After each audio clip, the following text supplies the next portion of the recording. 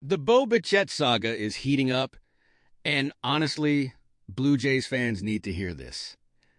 According to Ken Rosenthal on the Foul Territory podcast, it's looking more and more unlikely that Toronto brings Bo back. I know that's tough to hear, but let's break down exactly what's happening here and why this might actually make sense for the organization. Bo is an incredible talent. There's no denying that. The guy deserves to get paid, and he's going to make absolute bank wherever he ends up. Word is he's looking for somewhere in the ballpark of $30 million a year.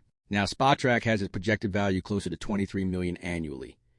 But let's be real, he's probably asking for more than that. And honestly, he's earned the right to ask.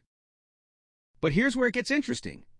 Rosenthal made some really solid points about why the Blue Jays might be moving in a different direction. First off, there's the Okamoto signing from the other day. He's going to play third base, which shifts some pieces around the infield and potentially fills some of the gap that losing Bo would create. Then there's the elephant in the room, Kyle Tucker. It sounds like Toronto is putting all their eggs in the Tucker basket, and if that's the plan, you can't really blame them. Think about the roster construction for a second. You've got Ernie Clement, who became a fan favorite last year, Andre Gimenez, who the team just acquired, Orelvis Martinez waiting in the wings. Where does everybody play if Bo comes back? Sure, you can make it work, but something's got to give. And here's the harsh reality. If Bo does return, somebody's getting traded. Those guys I just mentioned, they've got serious trade value right now. Fans aren't going to love seeing any of them go, but that might be the cost of bringing Bo back. So no matter how you slice this thing, the Blue Jays are getting better at these positions. It's just a question of whether it hurts a little bit in the process. My advice, trust the process. This front office has shown they know what they're doing, and they're trying to get this team back to the World Series. Now, let's shift gears and talk about something that actually got finalized. The Blue Jays locked up 3 guys yesterday, avoiding arbitration hearings with Ernie Clement, Tyler Heineman, and Dalton Varsho. For those who don't know how arbitration works, here's the quick version. After young players put in enough service time, they get a chance to argue for a raise before they hit free agency. Sometimes these hearings can get ugly because teams have to argue why a player isn't worth as much money, and players have to hear all the reasons they supposedly fall short. Both the player and team present their cases to a neutral arbitrator who picks one of the 2 proposed salaries. Bo Bichette went through one of these arbitration hearings before, and apparently it didn't go great. The team had to point out all his flaws, all the things he doesn't do well, just to justify a lower number. That's business.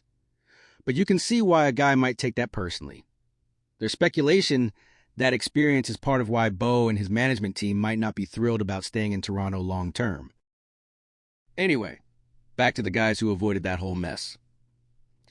Dalton Varsho signed a 1-year deal worth $10.75 million. That's solid money for a player who brings elite defense and versatility.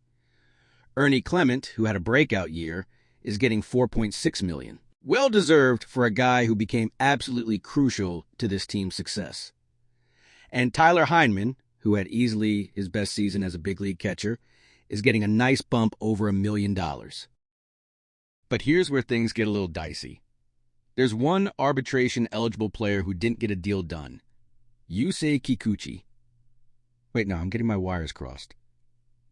It's actually Eric Swanson. Hold on. Let me get this right. The Blue Jays have one guy heading to a hearing. And honestly, this one bothers me a bit.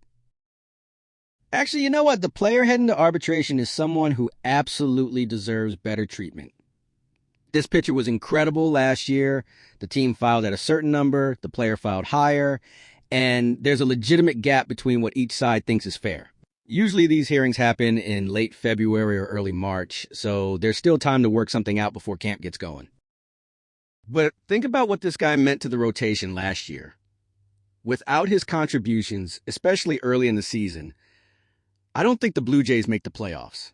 I don't think they make the World Series. He had an unbelievable run and solidified that pitching staff when they needed it most. Then the trade deadline happened, the team went all in, some guys got healthy, and suddenly he's pushed to the bullpen. But even there, he performed well. The point is, these arbitration situations show you how teams value their players.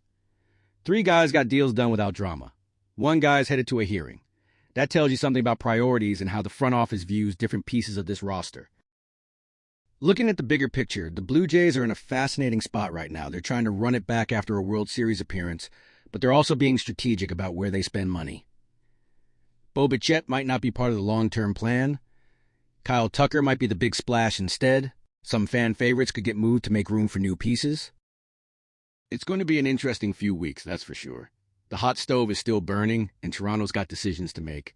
Whether you love the direction they're heading or you're nervous about losing Bo, you've got to admit, this front office isn't sitting still.